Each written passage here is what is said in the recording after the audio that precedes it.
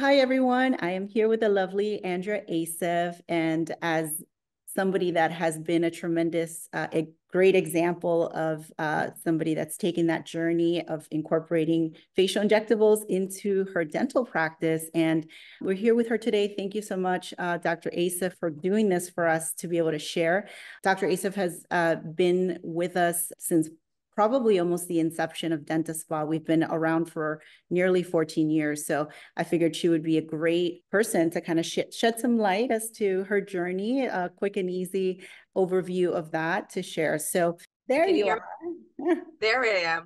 Okay. Awesome. Thank you so much Yay. for taking the time. I know you're already off, right? You're already off for the holidays? No, not quite. I had to help with my daughter's school this morning, and then this afternoon I'm working. This Awesome. afternoon's the last one, and then that's it. Yay. Yeah, I know. Awesome. Then you're So back what, in January? no, I'm working next week. Okay. The office, everyone wants to get in at the end of the year, so Of use up their course. insurances and Yeah. all little touch-ups of everything. So it's like, all right, might as well. Next year, I Awesome. don't know if I'll stay open or not. So every year I debate on it, but it just happens. Yeah. Yeah, I know how it is. Usually I'm winding down, but we have so much to do still. But listen, this is going to be short and sweet. We're basically just doing like a little series of these. I think they're very helpful for, new dentists trying to get into the game. So I'm just going to start it. I'll ask you a few questions, just like answer naturally, and we're good to Okay. go. Okay. Yeah. All right. Okay. Tell me a little bit about your journey in offering facial aesthetics and how you got started and how you've seen it even grow in dentistry, not just for you. Well, I started about 13 years ago, and it started when we could start doing injections in the state of Florida. So right away, not only did I was excited to take it, but so was my mother and my sister. They were also really excited that for me to take the course. So as soon as it was approved and I knew I could get malpractice insurance for it, I took the class with DentaSpa.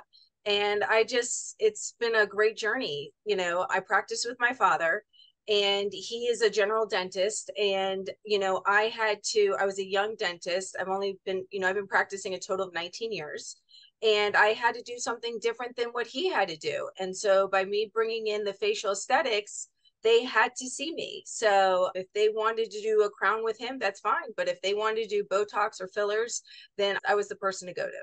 So it really helped just bring our practice to a whole different level. And they got to meet me, they got to see my bedside manner. And then they loved how I handled everything, how I handled the needles. And from there, it just launched. So And I I know, didn't even, yep. yeah, I know facial aesthetics has definitely contributed to the success of your practice and you've done it so well. But have you also seen it help the dental practice as a whole, like, on the reverse side? Oh, absolutely. And actually, this year's numbers really, my dad actually finally is pretty much part-time and not here as much. So I've got to redesign the practice the way I wanted to. So yes, I do veneers, I do full mouth reconstruction, I do all that, but now am almost as equivalent with the facial aesthetics. Like there's not a day that goes by that I'm not doing facial aesthetics in my practice. So, Amazing. And and the numbers show patients it. probably, yeah, your patients probably really appreciate that too.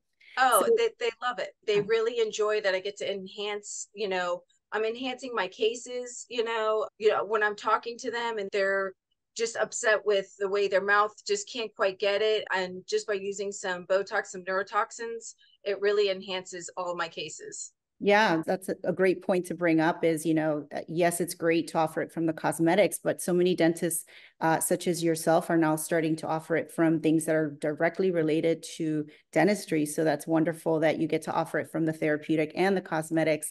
Tell me, one thing that I've always appreciated about you, Dr. Asif, is that yes, you've taken all the courses but you continue to always, we have our supporting academy with the International Academy of Facial Aesthetics, and you continue to stay on top of the latest things in facial aesthetics, which I think is what's led to your success because yes, you got good training, but you also continued in that journey and always wanting to know the latest and greatest and to really make it better. So I want you to tell me a little bit about, and I know it's been a long time, but you continue to still even do, it's so much that you've grown that I even invite you to train with us, which is great because you're a great example, not just from the knowledge clinically, but also I think it really helps dentists. As you know, in every one of our courses, we always have at least 1 to 2 dentists that are experts in the field, because it really lends to being able to speak about the experience of how a dentist can do this.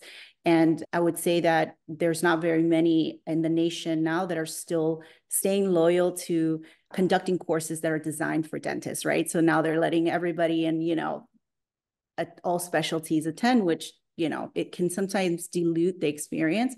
So tell me a little bit about your experience at DentaSpa taking courses, so that you can kind of bring some insight on as far as the education part goes. Well, you guys were way ahead of the curve. I mean, when I took the course 13 years ago, some stuff that's coming out just now about neurotoxins and certain placements, like you guys, I was already taught it. So, and, learning how to do it in the jaw, the TMJ, even now they're talking about doing it in the traps. And like, these are things that I was taught, as an expert, injector at a certain level of taking your courses, I learned. And I wasn't comfortable doing it at when I first was taught, but gradually as I got more confident in my skills, I was already exposed to how to use those or what to do in the right dosage, that when I had the right opportunity and the right patient, I was already prepared. Yeah, And so I felt that, throughout the years that, I've been very well prepared because I had the knowledge set at a very early start, and I already knew and I felt confident of what I was doing when I was brought up with the opportunity with the right patient and wanted the right thing. So, absolutely. and I feel that you guys really gave me an overall great education in such a perfect amount of time. Awesome. And you've actually had the pleasure of getting to know and been a part of so many different trainers, not just because of DentaSpa, but also a lot of the DentaSpa instructors, also part of the International Academy of Facial Aesthetics. So how has that been also helpful in your journey, that you've been able to have so many people as a supporting guide throughout your years? I feel very grateful because everybody's so approachable. And I feel like we have such a great team, such a great family, that every year when I go to the symposium or even when I'm teaching, I'm just always hungry to learn the new techniques. I feel, one thing you cannot be is closed minded, just say like you already know. I feel like there's just constantly new techniques that you are constantly learning. And some of the plastic surgeons and the dermatologists that were I'm fortunate enough to work side by side with, I'm always learning new things, Yeah, with them, and they are always learning about safety and safety first. And I think that's so important, and always learning about anatomy. And I tell people every time I try to help or train is to know about anatomy. And absolutely. I'm Yeah, very that's one of the, grateful. yeah, we've actually been doing cadaver workshops through the IFA for DentaSpa alumni since 2011. So it's one of those things that wasn't really readily available, even for the medical industry. And to me, it's such an honor that Dr. Karimi still to this day was shocked, walking in 2016. And he's like, I cannot believe you guys are doing cadaver facial injectables training, and this is like a room full of dentists. He's like, what's wrong with the USA? Like, I need to. And so now he has the LAMCA bringing that to the medical world. And to me, that's truly an honor. And for dentistry to have been recognized like that by a leading plastic surgeon, to me, was really beautiful, who's now a colleague and friend and also part of the board at the IFA. So to close off, if there is a dentist who might be listening to this, what would you want to share with them in their start of their journey? Any advice that you would give them on what they should look for when they are getting ready to maybe incorporate this into their practice? We have a lot of posts, not just, because again, we know that at any stage we have dentist alumni that are 40 years in practice, and they're like trying to do something different. They're trying to wind down on the dentistry and they want to do something creative and exciting, as well as everything from that gamut all the way to the young dentist that just graduated. We work with a lot of universities, University of Florida, Nova, NYU. So for anybody that's looking to do this, what would be your recommendation? I have a couple. I mean, for instance, if you have two doctors and you're not getting enough traffic, have one of the doctors get trained in facial aesthetics so that it brings another aspect of the practice. And that this way the patients have to go to that, to see that doctor in order to do the facial aesthetics. So it gives it a great balance in the practice. Another thing is with hygiene, personally, I don't market myself. According to like some med spas, they got to constantly have that traffic to come through. We have that traffic. So I don't advertise. My only advertising is, Conversion. You got to right. convert them, right? And that's it. I mean, I have it on my hygiene on one of the tiles so that when they're getting their teeth cleaned, instead of looking at the TV, they're looking at whether they have a 111 or a 111. And to this day, that still brings in so much, that still helps. And that's an internal marketing thing. And sometimes while the patients are getting numb during their cleaning, then they'll come over to me and inject right after. So, and then they're already on a schedule of every 3 to 6 months. So they're already on a schedule of their routine neurotoxin or filler. So it's a lot of it can easily be built into the practice. It doesn't have to be complicated. The staff, I always say I am still the same. I still draw up my neurotoxins. I still do the setup. I do it personally because, I feel like this is the same product I put in my own family and myself. So I always like to be in a control over it. And so far it's worked very well. So I don't have any mishaps in the office. It's very important to have product in the office.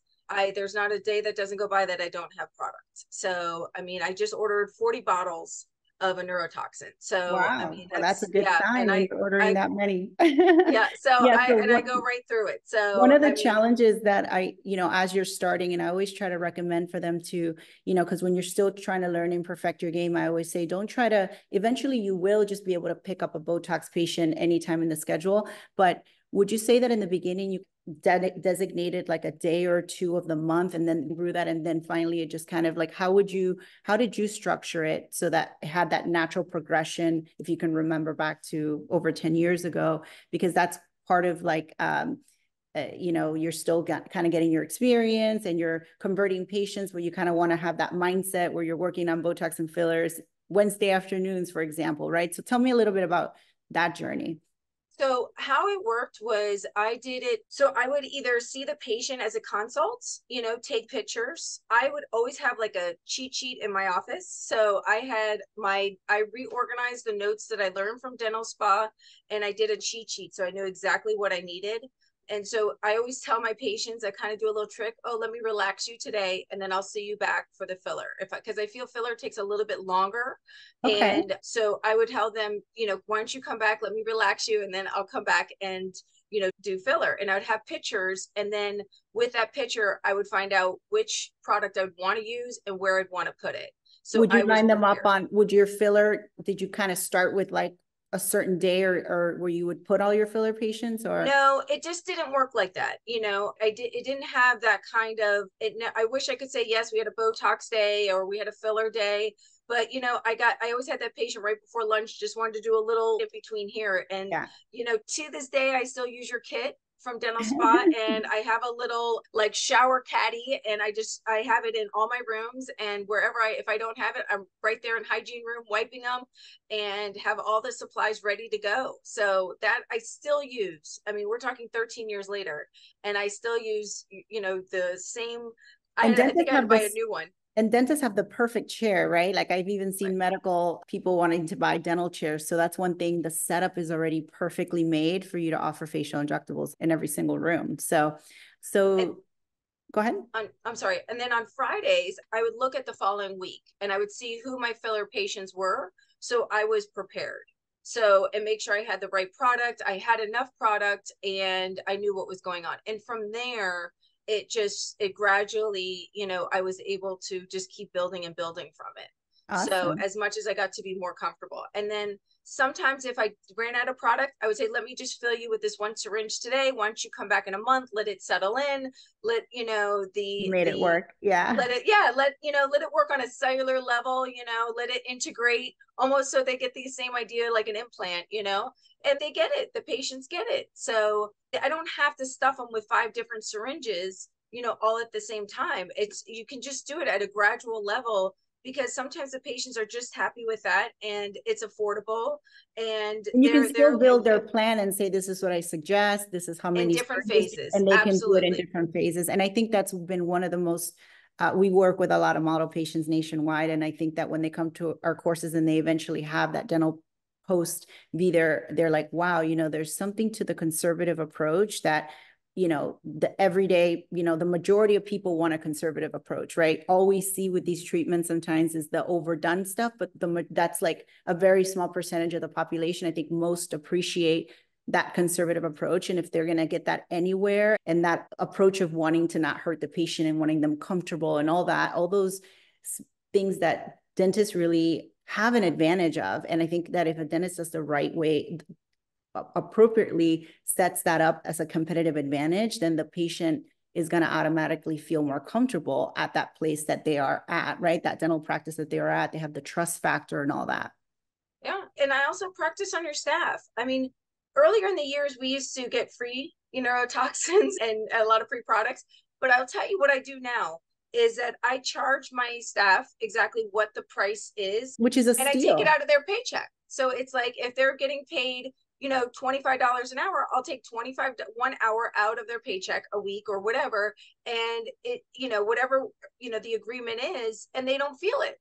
So they're more willing to get that done. And then your office is also just your own marketing. It works out great. So if they want that filler, I'm like, all right, well, I'll deduct this much out of your paycheck, and they don't feel it as bad.